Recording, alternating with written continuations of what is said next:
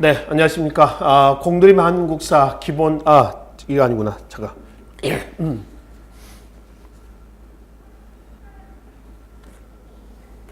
네, 안녕하십니까. 2018년도 서울시 기출문제 강의를 진행을 하고 있습니다.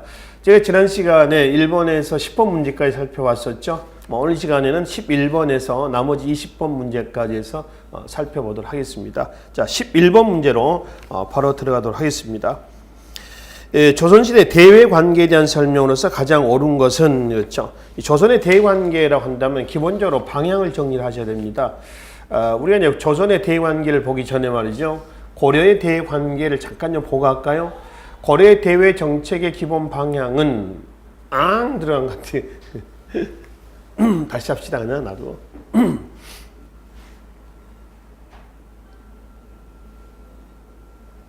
네, 안녕하십니까. 2018년도 서울시 기출문제 강의를 진행을 하고 있습니다.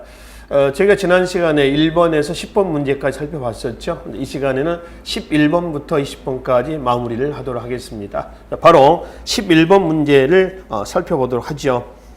조선시대 대외관계에 대한 설명으로 가장 옳은 것은 조선의 대외관계와 같이 묶어서 살펴볼 것이요 고려의 대외관계입니다. 간단하게 고려의 대외관계 방향만 좀 말씀을 드리고 조선의 대외관계를 살펴보도록 하죠. 고려의 대외정책의 기본 방향 그러면은 뭐라고 하냐면은 친, 송, 북, 진 이렇게 합니다. 그러니까 친송북진에서 송과는 경제 문화적인 목적에서 광종대 때 수교관계를 맺고요. 물론 송은 고려에 대해서 정치 군사적인 목적이었었죠. 자, 그리고 이제 북진 정책 그러면은 고려는 고구려의 후계자다라고 하는 의미였죠. 그래서 국호를 고려라고 그랬습니다. 고구려도 실제 5세기 전반 장수왕대 때, 그러니까 평양천도 이후에 국호를 고구려에서 뭘로 바꾸요? 고려로 바꾸죠. 우리는 그냥 고구려라고 합니다. 예를 들어서 백제 6세기 성왕이 사비천도 이후에 국호를 뭘로 바꿨나요? 남부여로 고쳤죠. 그렇다고 해서 우리가 이제 남부여라고 얘기하지는 않아요. 편의상 그냥 백제라고 얘기를 한다 이거예요. 그렇죠? 그래서 이제 고려도 고구려의 후계자로서의 고려라는 그런 국호로서 북진 정책은 그 고구려 고토를 회복하겠다라고 하는 의미에서의 북진 정책이 되겠습니다. 자, 그럼 조선의 대외 정책의 기본 방향은 뭐냐? 조선은 4대 뭐라고 그래요? 교린이라고 그러죠. 4대는 중국 명에 대한 외교 관계고요. 경제 문화적인 측면이 좀 강했습니다. 정치인 것보다는 교린이었습니다. 리는 이웃 린자입니다. 한자에. 교는 사귈 교자입니다. 그러니까 이웃과 사귄다라고 하는데 그 이웃이 누구냐라고 하는 거죠. 여진과 일본이었었죠. 특히 이제 여진은 계속 노략질해 오는 과정에서 강경책과 회의책으로 대응했고요. 일본도 마찬가지입니다. 외도 마찬가지죠. 고려 말에 외국의 노략질이 굉장히 심했었습니다. 그러한 상황을 극복하는 과정에서 조선이 건국됐죠. 조선 초기에도 외국의 노략질은 그치지 않습니다. 그래서 강경책과 역시 회의책을 통해 가지고 대외 관계를 유지하고 있었습니다. 그래서 기본 방향은 고려는 친송북진, 조선 4대 교린이라고 얘기를 하는 것이죠. 자, 그 중에 1번 선지 한번 봅시다. 태조는 북방의 여진족을 몰아내고 사군육진을 개척하였다. 이 여진족에 대한 사군육진 개척은 교린 정책에서 여진에 대한 강경책입니다. 그러니까 자꾸 이제 노략질하니까 회유책에도 불구하고 노략질하니까 톱을 하는 거죠. 사군육진을 개척을 하죠. 사군육진이 개척이 되면서 우리나라 영토가 어디서 어디까지 바로 여기가 백두산이죠. 여기가 압록강, 여기가 두만강 아닙니까? 그래서 사군은 어디냐 그러면은 사군은 압록강이 되고요. 그 다음에 육진은 두만강이 되겠습니다. 그러니까 사군, 육진 이렇죠. 사군은 누구냐 하면은 최윤덕, 그 다음에 육진은 김종서에 의해서 누구 때 시기적으로 세종대 때죠. 세종대 때 현재의 압록강, 두만강의 영토가 그어지게 됐다라고 하는 겁니다. 누구 때요? 태조가 아니라 세종대 때 얘기다라고 하는 것이죠. 두 번째, 외란이 끝난 후 조선은 일본에 통신사를 파견해서 국교 재개를 요청하였다 했습니다. 외란 이후에 이거는 일본이 우리의 국교를 요청한 거지 우리가 일본에 국교를 요청한 건 아닙니다. 일본이 우리 조선에게 국교를 요청한 거란 얘기입니다. 바뀌어 설명이 되어 있죠. 그렇죠? 그래서 2번 X입니다. 참고로 일본이 국교 재개를 요청하면서 국교가 제기된 것이 1609년 기우약조입니다. 광해군대 때죠. 그래서 이 이후에 그 선조 말년부터 시작이 됩니다만은 이후에 이제 일본에 대해 통신사가 파견이 됩니다. 총 12번에 걸친 통신사가 파견이 됐었던 것이죠. 그렇죠? 자, 3번입니다. 조선후기 북학운동의 한계를 느낀 지식인들은 북벌운동을 전개하였다. 그렇죠? 그렇진 않죠. 북벌, 청을 정벌한다라고 하는 북벌이 나중에 뭘로 변질됐냐면 북학론으로 변질됐습니다. 북벌은 무슨 뜻이라고요? 청을 정벌하자라고 하는 겁니다. 그럼 이 북벌론은 어떤 배경에서 나왔느냐 하면은 두 번에 걸친 호란이랍니다. 호란 이후에 인조 때 호란 이후에 인조 다음에 등장했던 효종대 때에 호란의 책임 회피용으로 당시 서인들이 청을 정벌하자라고 호도를 한 거죠. 일종의. 이 북벌론의 사상적 기반은 존, 화, 양, 이 사상을 토대로 합니다. 화를 존중하고요. 이를 배척한다라고 하는 거죠. 이게 이제 효종대 때 왕성하게 전개되다가 18세기 이후입니다. 여기는 영조 때 정도로 보시면 됩니다. 북벌론이 뭘로? 북학론으로 변질이 됐습니다. 바뀌었습니다. 북학론은 북벌이 조나 양이 사상에 입각해서 전개됐다라고 한다면 북학론은 화와 조나 양이 할 때 화입니다. 중국이죠. 이 화의 반대말이 오랑캐죠. 화와 이는 뭐하다? 일야다라고 하는 거죠.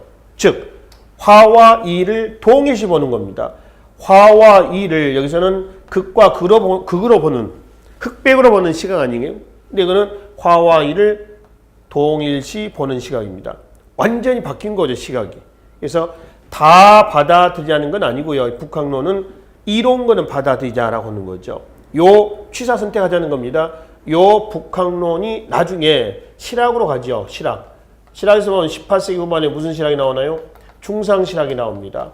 그러니까 중상실학 우리는 북학파라고 하는 것, 이 북학파라고 하는데 북학은 요 북학이다라고 하는 거죠. 즉 다시 가면은 청의 부국강명 민생안정을 해서 청과 통상을 하면서 청의 문물을 받아들이자라고 하는 것이죠. 요 중상실학의 북학파의 사상은 나중에 한말 어디로 가냐면은 개화 사상으로 또 넘어갑니다. 우리나라 개화의 방향이 뭐예요? 동도서기죠. 정신문화는 동양의 것에다 두고 기술문화는 서양의 것을 받아먹자라고 하는 겁니다. 그러니까 이거는 취사 선택하자는 겁니다. 역시. 그러니까 이 동도석이나 이 북학이나 전부 다 같은 맥락으로 이해를 하시면 되겠죠. 그래서 북학이 북벌로 바뀐 게 아니라 북벌론이 쇠락하고 북학론으로 바뀌게 된 거죠. 자, 4번. 조선 후기 중국과의 외교와 무역에 은이 대거 소비하면서 은광이 활발하게 개발되었다. 그렇죠. 특히 효종대 때 설점 수세제가 실시가 됩니다. 광업에서 조선 후기 광업입니다. 설점, 관설점 민경영이라는 뜻이에요. 그러니까 설점이라고 하는 것은 점은 그 고려시대 때에 향부곡 소할 때 소 있었죠. 소가 점으로 바뀌죠. 그래서 국가가 점을 만드는 겁니다. 판을 만들어요. 그러니까 이거는 관, 설점 이런 의미가 되는 거죠. 그 다음에 설점 수세제라고 했죠. 수세. 세금을 걷어들인다라고 하는 겁니다. 이게 효종대 때 광업에 나온 얘기거든요. 그래서 설점 수세인데 점은 파는 광산은 국가가 개발해 놓고 그 다음에 수세 이렇습니다. 수세 그러면 민경영이다 이런 얘기입니다. 요즘에 뭐하고 비슷하냐면 국영기업을 민영화하는 거 있죠. 그거 같습니다. 그러니까 시작은 이제 국가가 만들어 놓고 경영은 개인이 한다. 한 만큼 세금을 낸다라고 하는 거죠. 이걸 뭐라고 그래요? 설점 수세제라고 그래요. 이때 광업이 굉장히 광산 개발이 활발하게 됩니다. 특히 이때 광산 개발에서 품종은 은입니다. 은광 개발이 조선시대 한 80여 개 정도 돼요. 굉장히 많이 된 거죠. 은이 많이 필요했던 거죠. 왜 은이 많이 필요했느냐라고 하면은 조선 후기 때 대외 무역을 살펴볼 수가 있습니다. 여기 한 지도가 나와 있으니까 봅시다. 조선 후기 때 대외 무역에서 보면은 일본에서 사다가 청에다 되팔았었던 중개 무역 품목이 하나 있었죠. 그게 뭐냐면 은입니다. 은.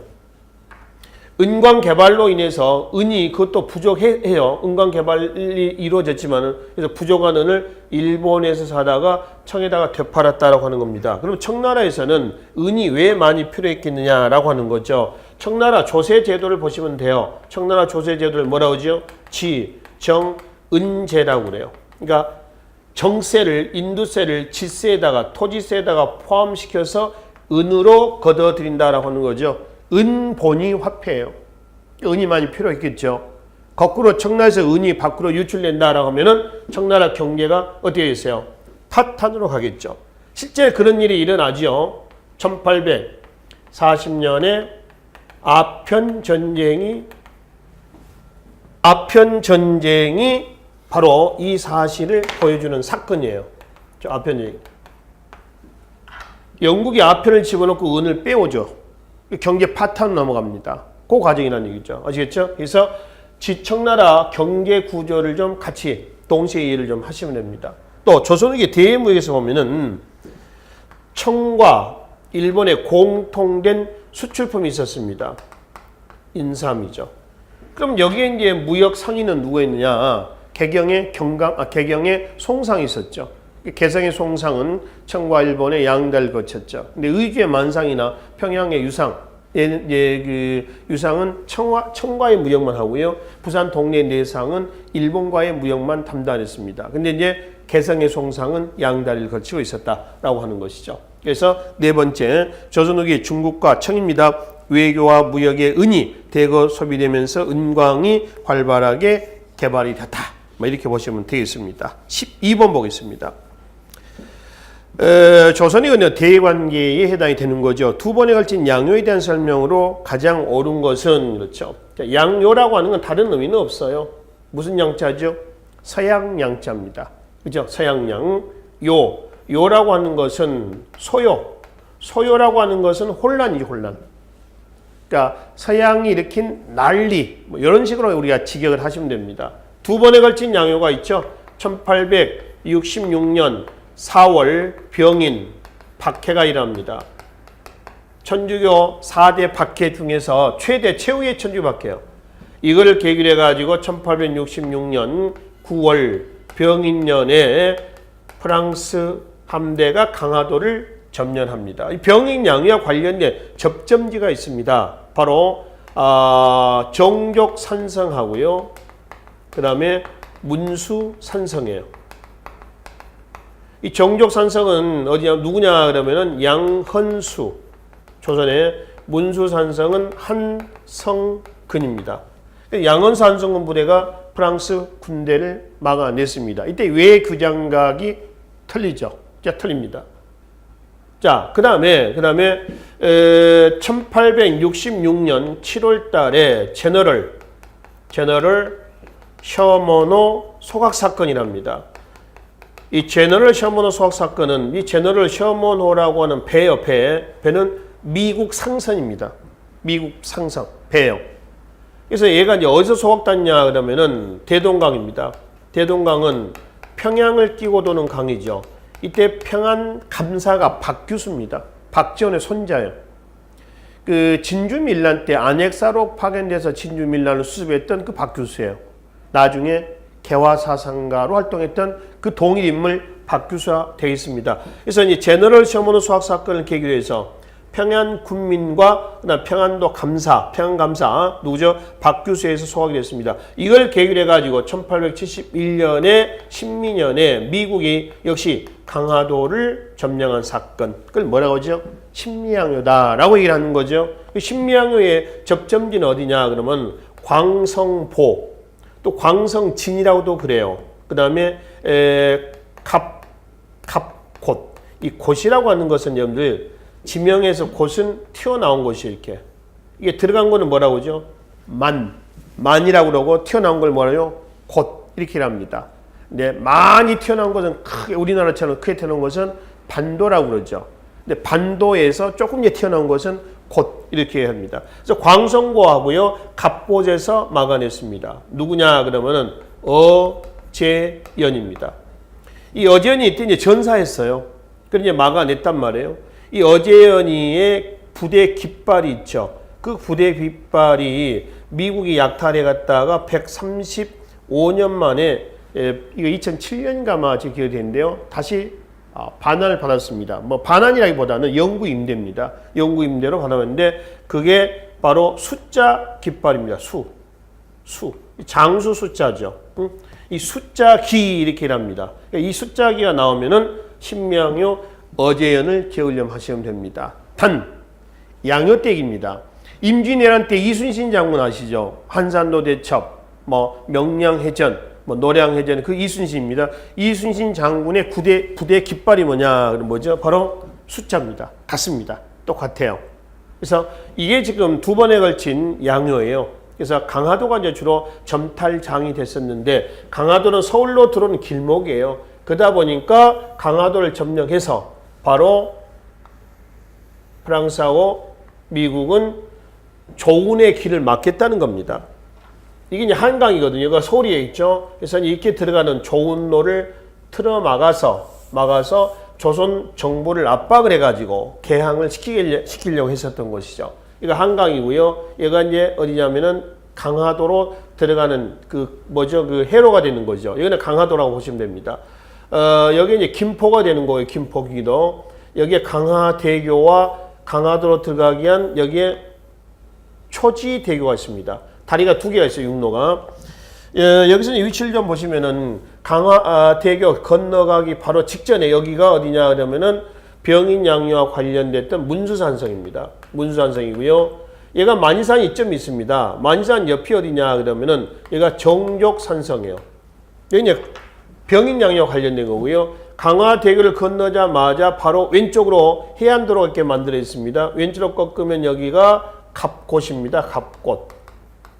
쭉 나오면은 여기가 광성보가 됩니다. 광성보. 그리고 얘가 초지대교라고 그랬죠. 초지대교 밑이 어디냐면은 개항과 관련된 곳이에요. 초지친. 1875년이죠. 한포 사격. 그래서 이듬해 1876년 2월 강화도 조약이 체결이 됐던 바로 초진입니다. 그래서 강화도는 열강의 침략 과정에서 제국주의 침략 과정에서 어떤 점철이 된 그런 지역이에요. 왜 그러냐 그러면 서울로 들어온 입구다. 그런 지정학적인 위치가 그렇습니다. 우리 인체에서 보면은 인후부, 그러니까 목구멍과 같습니다. 그런 정도의 위치로 강화도를 이해를 하시면 되겠네요. 자, 그래서 12번은 이 두 번에 걸친 양요에 대한 설명을 가장 옳은 것은 1번 어제는 미국 함대를 격파했다고 그랬죠. 어제는 신명입니다. 2번 미국 상선 제너럴 셔먼호는 평양 주민을 약탈하였다. 그렇죠? 그래서 평양 군민과 그 다음에 평안도 감사 박규수를 중심으로 해가지고 제너럴 셔먼호를 어떻게 했어요? 소각을 시켰습니다. 소각을 시켰는데 7월 달에 지금 이 제너럴 셔먼호 소각 사건이 지리적으로 또는 계절적으로 7월 달에 우리나라는 장마철이에요. 그러니까 비가 좀 많이 왔었는 모양이에요. 비가 많이 와니까 이제 평양을 끼고 도는 대동강 물 수위가 좀 올라갔겠죠. 근데 미국은 이제 그런 사정을 잘 모르지 않습니까? 우리나라의 계절을 잘 모르죠. 그래서 물이 많으니까 이제 큰 배가 이제 올라오는 겁니다. 평양 부중까지 깊숙이 들어와요. 그러니까 통상을 요구하는 겁니다. 뭐라고 했겠죠. 근데 반대쪽에서 이제 안 된다라고 했겠죠. 1866년이라면은 흥선대원군 등장 집권 시기 아닙니까? 흥선대원군의 대외 정책이 뭐예요? 통상수교 거부 정책 아니에요. 그래서 이제 계속 올라왔는데 장마가 끝나고 물이 쭉 빠지는 겁니다. 배가 어떻게 됐어요? 처박히는 거죠. 오도 가도 못하고 이제 꽉 처박히는 겁니다. 그 위에서 이제 뗏목에다 불을 질러가지고요. 띄어보내서 충돌을 시켜요. 그래서 전소시킨 사건이에요. 이게 제너럴 셔먼호 소각 사건이 되는 겁니다. 그죠?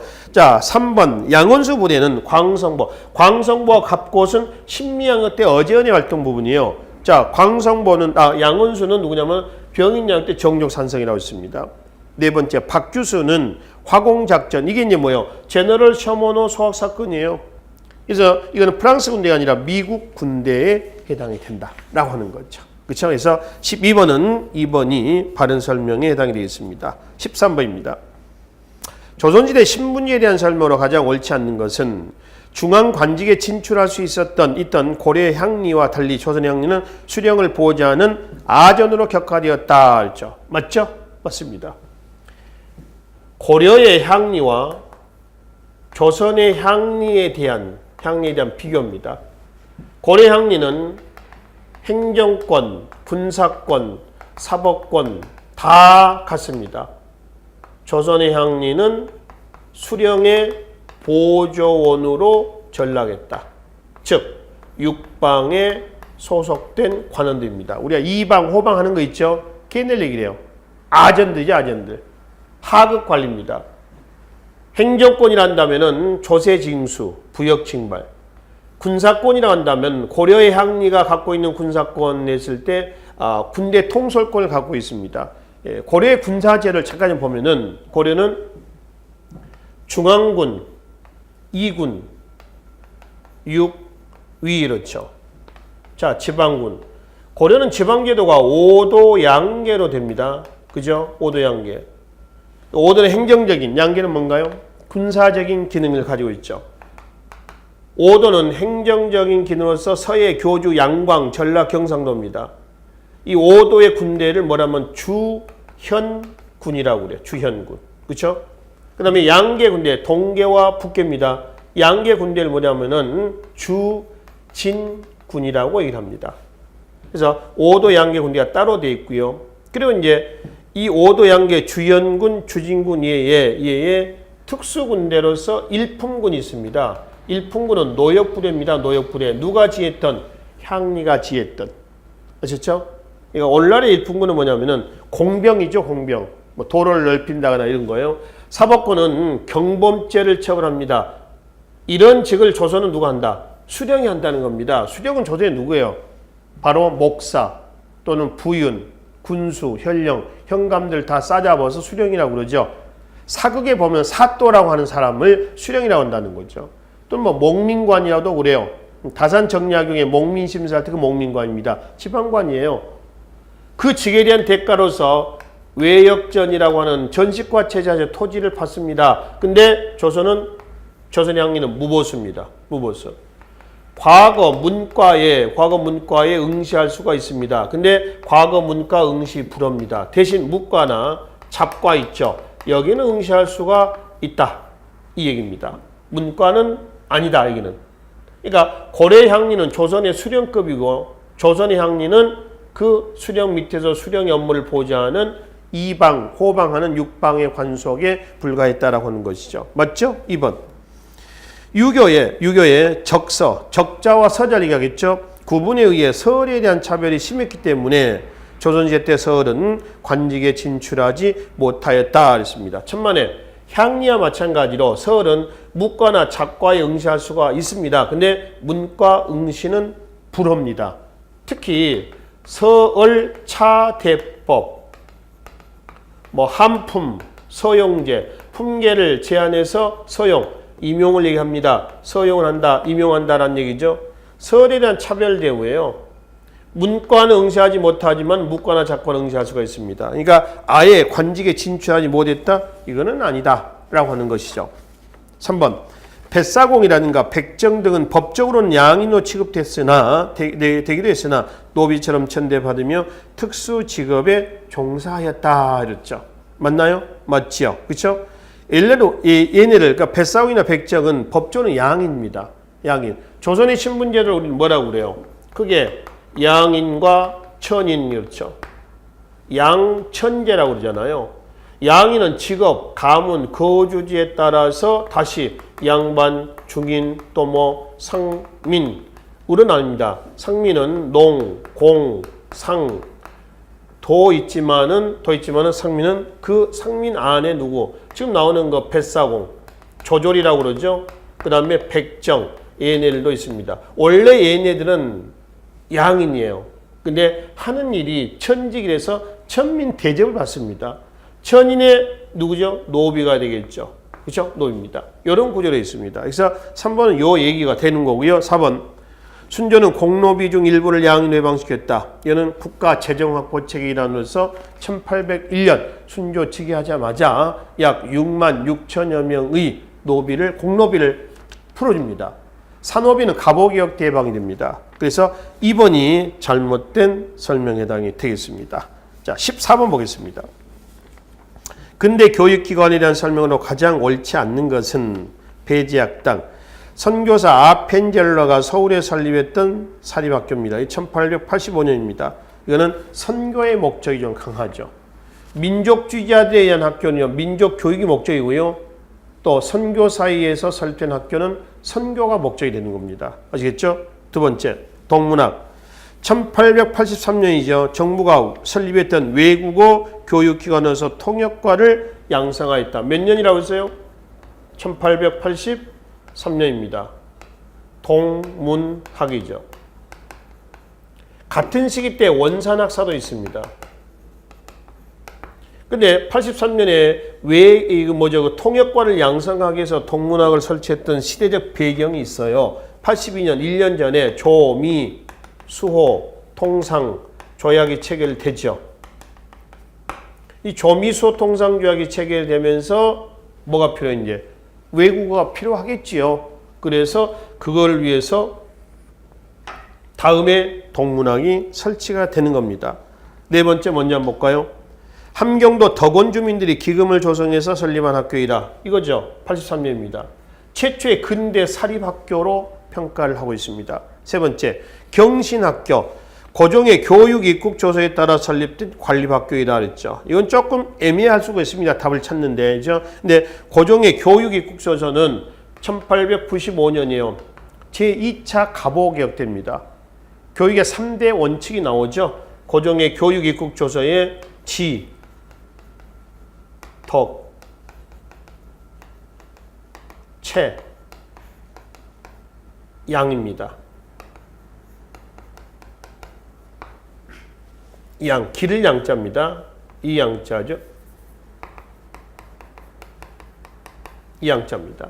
지양, 덕양, 채양 그렇죠. 그래서 온전한 인간을 만들어 보자라고 하는 거죠. 그걸 우리는 전인교육이라고 그러잖아요. 전인교육. 그래서 교육의 3대 지표가 바로 고종의 교육 입국 조서에 등장을 하고 있습니다. 근데 경신학교는 1886년입니다. 언더우드에 의해서 설립했었던 선교사죠. 학교예요. 대체로 일본의 배지학당의 선교사 아펜젤러, 경신학교 전부 다 선교사인 학교인데 이 선교사된 이 학교들은 거의 1880년대 때입니다. 정부의 개항 이후에 개화 정책이 80년대 추진됩니다. 이때 그 분위기 속에서 만들어진 학교예요. 그래서 시기적으로 3번이 잘못된 설명에 해당이 되겠습니다. 자, 15번입니다. 왕의 수신 교과서인 성악 10도를 집필한 인물에 대한 설명으로 가장 옳은 것은 성악 10도와 성악 집요가 있죠. 집요. 자, 성악 10도는 성악, 군주의 수신사라고 했죠. 자, 성악을 10개 그림으로 만들어 놓은 거고요. 성악을 풀어서 놓은 겁니다. 그죠? 그럼 성악 10도는 누구였죠? 이황. 성악 집요는 누군가요? 이입니다.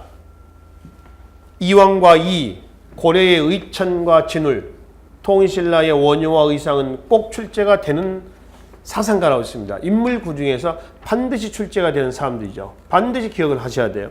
이건 뭐 서울시를 풀고 있습니다만 우리가 국가직에서 봤었지 않습니까? 똑같은 얘기가 되는 것이죠. 자, 그러면 이 성악시도 이왕에 대한 얘기입니다. 1번 아동용 수신사인 동몽선수, 동몽, 어린이를 동몽이라고 그래요. 이거는 중종대 때 박세무, 중종대 박세무고요. 두 번째는 서인을 형성했다는데 이왕을 중심으로 했던 붕당은 영남 악파를 형성했었던 동인이죠. 동인. 그죠? 그 다음에 이는 기호학파죠. 기호학파를 형성했고요. 붕당에서는 뭐죠? 서인을 형성을 하게 됩니다. 그죠? 세 번째, 기보다는 리를 중시했고 주리 철학의 집대성자죠. 맞죠? 예안향약을 만들었다. 그쵸? 예안향약. 우리나라 향약은 지역 단위 향약이다 라고 말씀을 드렸습니다. 4번. 주자대전의 중요 부분을 발췌해서 주자문록을 편찬했다 그랬습니다. 주자문록은 기대승. 또 기대승하고 이제 그 이황의 관계는 4단 7정론을 가지고 인간의 심성을 논의하는 겁니다. 4가지의 심성과 7가지의 감정을 얘기하는 것이죠. 그죠? 그걸 또 약 8년간에 걸쳐서 편지를 써가지고 주고받으면서 사상 논쟁을 했었던 사람으로 알려져 있죠. 기대승과 그 다음에 이황이었습니다. 하여튼 주자문록은 누구? 기대승의 작품이다 라고 하는 것이죠. 자, 그래서 이황에 대한 설명했습니다. 3번이 여기에 해당이 되겠죠. 16번입니다. 대한민국의 민주화 여정에 대한 설명으로 가장 옳은 것은 1960년대 장기 집권을 획책한 박정희의 4.4 5.2개헌. 4.4 5.2개헌은 1954년 이승만 때입니다. 1차 개헌이 1952년 그죠? 발췌 개헌이고요. 2차 개헌이 이승만 때 1954년 4.4 5.2 개헌이에요. 현재 대한민국 헌법은 9번 개헌이 됐습니다. 그 중에 1차, 2차, 6차, 7차는 특정 개인의 정권 연장, 권력 연장과 관련된 거죠. 6차가 1969년 3선 개헌입니다. 대통령 3번까지 할 수 있다라고 하는 거죠. 그 다음에 7차가 1972년 유신 헌법입니다. 10월 유신 그러죠. 유신이라고 한 것은 낡은 것을 낡은 거 있죠. 낡은 것을 어떤 없애고 새롭게 만든다라고 하는 그런 뜻이에요. 그렇죠? 이걸 유신이라고 그래요. 그래서 결국 이승만 박정희 때 정권 연장 과정에서 권력 독점력 일환으로서 헌법 개헌이 됐습니다. 그러니까 우리가 이제 대한민국 정부가 수립된 지가 100년이 안 됐어요. 1948년에 대한민국 정부가 수립됩니다. 100년 되려면 2048년 아닙니까? 그렇게 되나요? 그죠? 근데 지금 올해가 2019년, 2019년이니까 100년도 안 됐는데 헌법이 9번 고쳐있다는 얘기는 굉장히 빈번하게 고쳐있다는 겁니다. 왜 그랬을까? 헌법이 가지고 있는 구조적인 모순 때문일까? 그건 아니다. 그건 뭐냐? 특정 개인의 이런 권력 연장, 정권력하고 관련되어 있다라고 보시면 되겠습니다. 두 번째, 유신헌법. 유신개헌을 통해 70년대 평화적으로 민주화를 추진할 수 있는 법률적 기틀을 제공했다. 유신헌법이 평화적인 민주화를 추진할 수 있는 헌법인가요? 아니죠. 이거는 1인 독재, 박정희의 종신 대통령 체제를 구축해 놓은 겁니다. 결국 죽을 때까지 해먹었죠. 79년 11.6 사건이 일어날 때까지 해먹었습니다. 3번 80년대 6월 민주항쟁을 통해 군사정권을 종식시키고 선거를 통해 문민정부가 출범하였다 그랬습니다. 이 문민정부는 누구 때 정부를 얘기합니까? 김영삼 정부를 문민정부라고 그래요. 그러니까 여 문민할 때 문은 이 문입니다. 문. 그럼 그 이전에는 그 문이 아니라 문의 반대는 무죠. 무에 의한 정치죠. 누구예요? 바로 위에가 노태우죠. 그 위에가 누구죠? 전두환이죠. 다 군사정권들 아닙니까? 쿠데타로 권력을 잡은 사람들 아니에요. 그렇죠? 그래서 이제 요 문장 자체가 틀린 건 아닙니다. 맞는데 이거는 80년대가 아니라 몇 년대? 90년대라는 얘기죠. 네 번째 90년대. 대선 결과에 따라 평화적 정권 교체가 실현됐다. 맞죠? 97년에 김대중 정부를 얘기합니다. 그렇죠? 김대중 정부. 그 다음에 이제 노무현 정부, 그리고 이명박, 박근혜, 문재인. 이렇게 해서 지금 넘어가고 있는 거죠. 현재 19대 대통령이 되는 것이죠. 4번이 바른 설명에 해당이 되겠습니다. 17번 보겠습니다.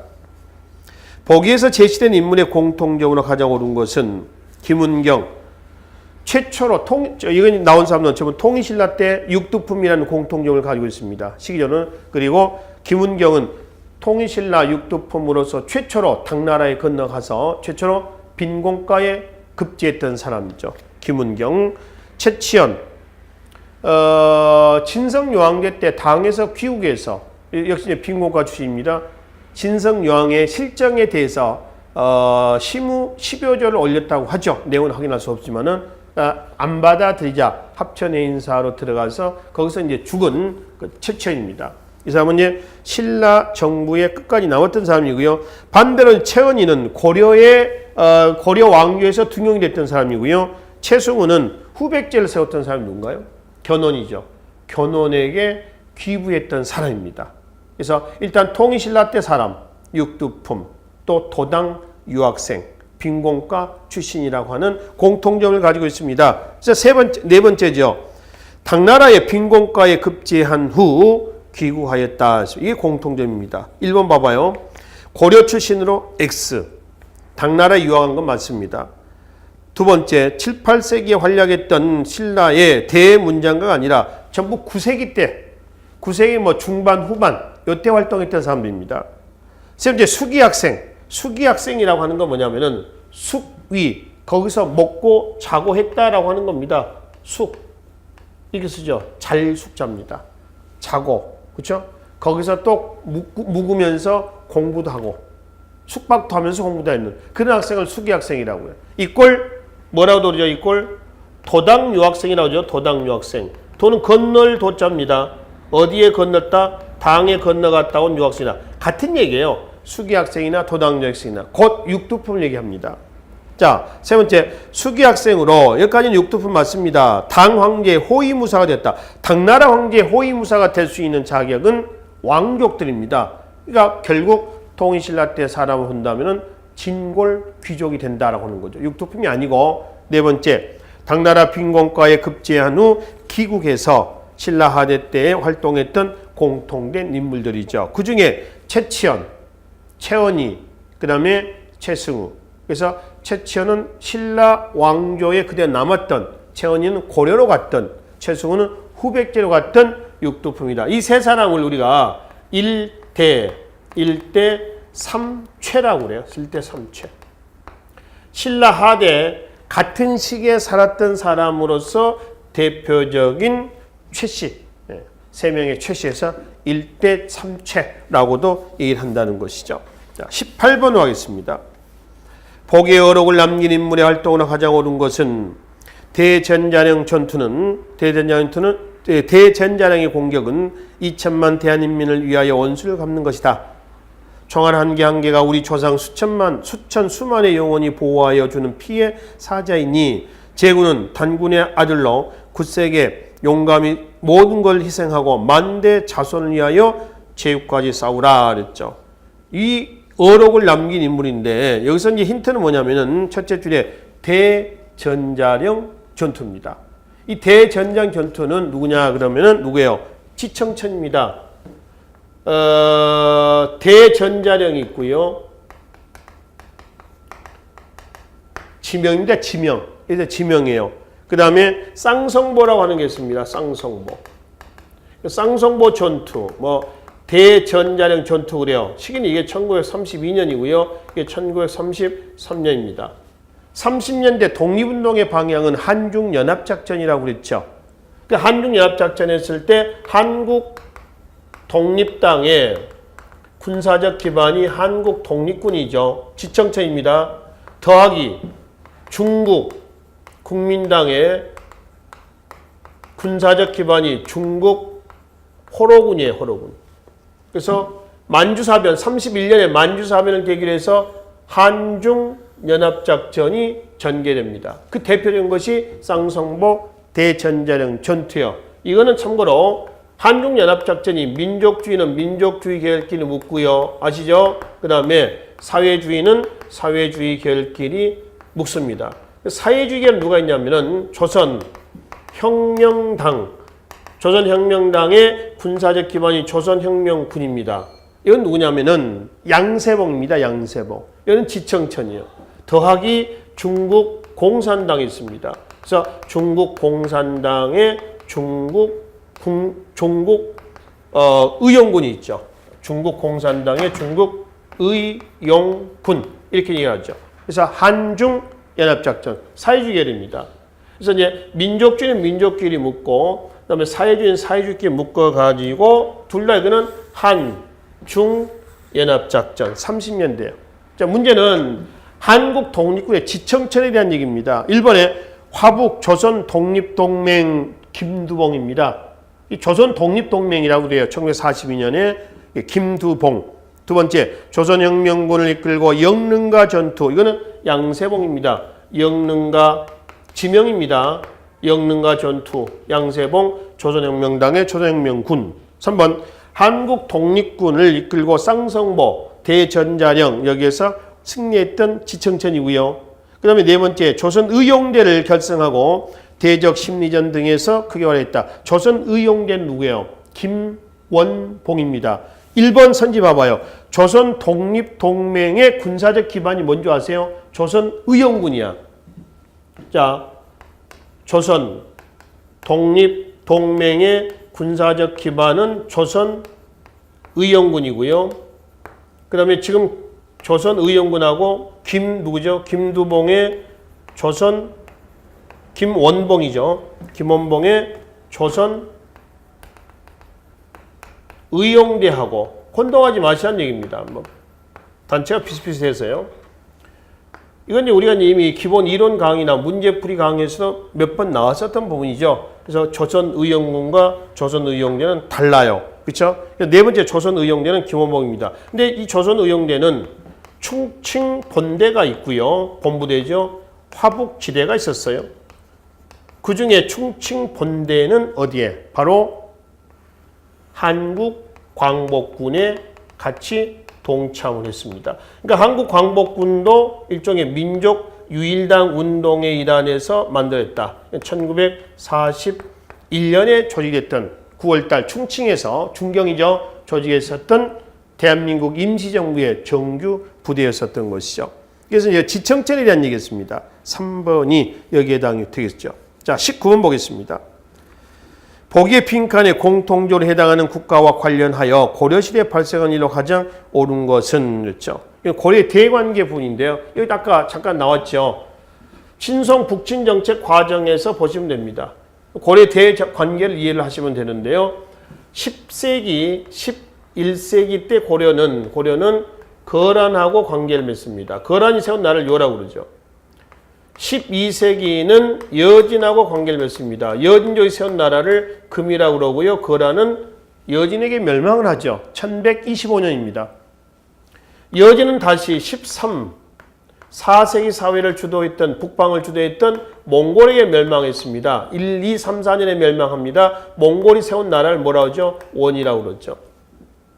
그리고 고려 대관계에서 14세기 후반에 가면은 홍건적과 왜구하고 관계를 맺어요. 그렇죠? 관계를 맺습니다.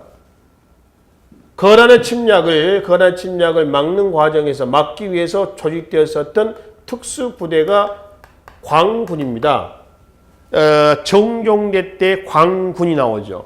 여진의 침략을 대비하기 위한, 토벌하기 위한 숙종대 때에 윤관에 뭐가 나오죠? 별무반이 나와요. 몽골 최후가 강화천도 이후에 조직했던 좌별초, 우별초, 신의군에서 뭐죠? 삼별초가 나옵니다. 홍건적 왜구의 침략을 격퇴하는 과정에서 성장했던 세력이 신흥 무인 세력이 되는 거죠. 얘네는 이제 고려 말 권문 세력의 행패에 반발해서 성장했던 신진 4대부와 결탁을 해서 조선 건국의 주역으로 성장을 하게 되는 겁니다. 그렇죠? 그러니까 이 광군, 별무반, 삼별초 이거는 고려 특수부대예요. 그러니까 고려 정두군 아까 중앙군 2군 6이 5도의 주영군, 양계 주진군, 이에 뭐 일풍군, 향리가 지냈다는 이 부대 이외의 대외 관계 속에서 조직됐던 특수부대다라고 보시면 되겠죠. 그럼 여기 보기 박스 안에 있는 가로는 누구냐? 바로 지금 이자겸 나오고요. 뭐 어찌고 나와 있습니다. 윤언이는 누구냐면 두 번째 자료에 윤관 아시죠? 윤관. 이 별무반을 조직했던 윤관, 동북 구석을 축조했던 그 윤관의 아들이 윤언입니다. 윤언이. 파평윤씨의 윤언이에요. 그래서 이제 윤관과 관련된 것은 대관계에서 금이거든요. 금. 여진이고요. 특히 두 번째 자료에 둘째 줄 맨 뒤에 보면은 여진은 본래 우리 조정 사람들의 자손이기 때문에 어찌고 저찌고 하는 내용이 있습니다. 그 여진이 세운 나라가 뭐라고? 금이다라고 하는 겁니다. 그래서 금이라고 하는 사실을 알 수가 있습니다. 그리고 이자겸이는 여진을 토벌하자고 그랬나요? 아니죠. 여진을 토벌하지 않은 사람은 묘청이고 이자겸은 4대를 했죠. 4대. 그래서 묘청의 사건 당시 전후에서 나타난 부분들이라는 걸 알 수가 있습니다. 물론 1126년 이자겸이 난 이후의 상황도 되겠지만 그러면 이제 문제는 여진족과 관련해서 고려시대 때 발생한 일로 오는 것은 이런 얘기죠. 1. 이 국가의 침입으로 국왕은 나주로 표했다. 이거는 거란의 3차 침략 중에서 2차 때입니다. 1차 때는 서희의 강동 육주가 나오죠. 그 다음에 2차 때는 현종이 개경이 함락이 돼요. 그래서 전라도 나주까지 피난을 갑니다. 거란 침략됩니다. 3차 때는 강감찬의 귀지대첩이 나옵니다. 2번 묘청 일파는 이 국가의 정벌을 주장했다. 그렇죠? 묘청의 주장 내용에 보면은 칭제 근원하고 황제라 칭하고 연호를 쓰고 그 다음에 정금론이 나옵니다. 금을 정벌하자라고는 정금론, 여진정벌이죠. 그래 김부식 등은 여진에 사대하자. 물론 이제 이 장면은 이미 끝난 거죠. 1126년이니까 묘청 사건은 1135년이고요. 3번 이 국가와 함께 강동성에 포위된 거란족을 격파했다. 이걸 1219년에 강동성의 역 또는 강동의 역이라고도 얘기를 합니다. 1219년. 평양 동쪽에 있는 성이에요. 누구냐 그러면은 거란이 멸망을 하고 나서요. 제2의 거란이 만들어집니다. 그 제2의 거란이 대요수국이라고 하는 나라가 건국이 됐어요. 어디냐면은 압록강 하구에 건국이 됐습니다. 압록강 하구에. 그 대요숙이 있었을 때에 여진족의 일부가 세웠었던 동진국이 있었습니다. 동진국. 동진국은 대진국이라도 그래요. 여기는 고려가 있죠. 13세기 강동성의 역 1219년 13세기 중국은 몽골입니다. 원이죠. 원. 근데 대요숙이 중간에서 자꾸 동진, 몽골, 고려를 노략질하는 겁니다. 중간에 낑겨가지고 말이죠. 고려에 2번에 걸친 2차에 걸친 침략을 단행합니다. 1차 때는 제천까지 들어옵니다. 고려 김취려 장군이 막아낸 기록이 있고요. 또 들어오니까 토벌하러 갔더니 이때 동진과 몽골, 고려가 연합해서 평양의 동쪽 성에서 얘를 토벌했어요. 이걸 강동성의 역이라고 그래요. 그러고 나서 이제 몽골이 야 니네 우리 때문에 니네 눈에 가시였던 거란을 친 거 아니냐. 그 우리한테 뭐해라 조공해라. 그래서 이제 그 조공을 받아가던 몽골 사신 저고요가 고려인으로 변장한 동진, 여진이죠. 여진족이 죽여요. 그래서 몽골은 이제 고려인으로 알고 있었죠. 원래 고려사는 아닌데. 그래서 그것이 발단이 돼서 몽골의 고려에 대한 1231년이죠. 1차 침입이 감행이 돼서 나중에 몇 차까지 하나요? 6차 침략까지 합니다. 이것이 나중에 이제 원간섭기로 들어가는 그 시발점이 되는 그 사건들이죠. 1231년이라 한다면 참고로 무신정권 최후 집권 때 해당이 된다라고 하는 거죠. 그 3번은 누구냐 하면 이 국가와 함께 그리고 강동성에 포위된 거란족을 격파했다 할 때 이 국가는 어디냐? 몽골, 그 다음에 동진 또는 몽골, 여진 이렇게도 관계가 없습니다. 자, 그러면 네 번째 이 국가의 침략에 대해서 광고. 광고는 아까 해종대 때 태조, 해종, 정종 그랬습니다. 태해정 그렇죠? 바로 그 정종대 때에 조직했었던 특수부대예요. 거란 대비. 이건 별무반이 돼야 되겠지. 그렇지? 그래서 여진족과 관련된 사실로서 옳은 것은 2번이 여기에 해당이 되겠습니다. 자, 마지막 20번 봅시다. 자, 현대사에서 항상 출제가 되는 통일 정책에서 반드시 출제가 되는 가본 자료는 1972년 7.4 남북공동성명 내용입니다. 통일 3원칙이 나오죠. 자주통일, 평화통일, 민족대단결. 이 문제를 논의하기 위해서 남북조절위원회를 설립을 했습니다. 두 번째 자료는 2000년 6.15 남북공동선언이에요. 김대중 정부 때죠. 그러니까 이 시기 사이에 있었던 사실입니다. 1972년에서 1900 다시 2000년이죠. 2000년 요 사이에 있었던 사실은 이런 얘기가 되는 거죠. 모두 옳은 얘기인가요? 1. 금강산 관광은 1998년 김대중 정부 때입니다. 햇볕 정책의 일환이죠. 2번 남북조절위원회 설치 지금 말씀드렸죠. 7.4 남북공동성명 후속 조치였습니다. 3번 경의선 그 다음에 동해선 철도가 연결되었다. 이거는 노무현 정부 때인가요? 경의선 2002년 그 다음에 동해선 2005년에 해당이 되겠습니다. 그런데 리을 남북이 유엔 동시가입 1991년이죠. 이건 노태우 정부 때 해당이 되겠습니다. 그래서 기억 니은 디귿이 1972년에서 2000년 그 사이에 일어났었던 사건에 해당이 되겠습니다. 특히 두 번째 자료에 2번 봐봐요. 남북은 남측의 연합 제한과 북측의 낮은 단계 연방 제한이 서로 공통성이 있다고 인정한다 이랬죠. 그래서 남측의 통일 방안이 연합제, 북한은 낮은 단계 연방제. 이게 남북한의 통일 방안에 해당이 되겠습니다. 자, 그래서 20번 문제까지 해서 지난 시간에 이어서 2018년도 서울시 기출 문제를 풀어봤습니다. 국가직하고 비교하면 어떻습니까? 좀 서울시 문제가 좀 문제답죠. 그렇죠? 국가직 문제를 우리가 풀어봤었습니다만 마지막 문제였죠? 무슨 책을 놓고 시대 순서대로 배라는 것은. 근데 그런 책들이 15년 사이 간격도 있고 그랬지 않습니까? 그런 것은 사실 역사 문제는 아니다. 초등학교 수준의 문제다. 오히려 이렇게 우리가 평가를 할 수도 있겠습니다. 그래서 문제 난이도 부분이라든가 문제 유형이라든가 이런 부분들은 출제자 마음입니다. 여러분들만이 아니거든요. 그러니까 일단 공무원 시험의 자체의 특징이 지금 현재 떨어뜨리기 위한 시험이다 보니까 문제가 문제답지 않는 조금 다듬어지지 않는 이런 어리숙한 이런 문제들이 많습니다. 그렇다고 포기할 수는 없다. 우리 이걸 향해서 달려가고 있지 않습니까? 그러면 거기에 맞춰서 공부를 해야 된다라고 하는 것이죠. 이런 것들 우리가 좀 느끼기 위해서, 좀 감을 잡기 위해서 기출 문제를 정리를 하고 있는 것입니다. 그래서 지난 시간부터 정리하고 있는 2018년도 대표적인 이제 국가직과 서울시 지방직 문제를 풀어보면서 앞으로 2019년이나 혹은 2020년까지 우리는 합격을 해야겠지만은 까지의 출제 방향을 미리 우리가 습득을 한 시간을 가졌습니다. 자, 이 강의를 통해서 여러분들이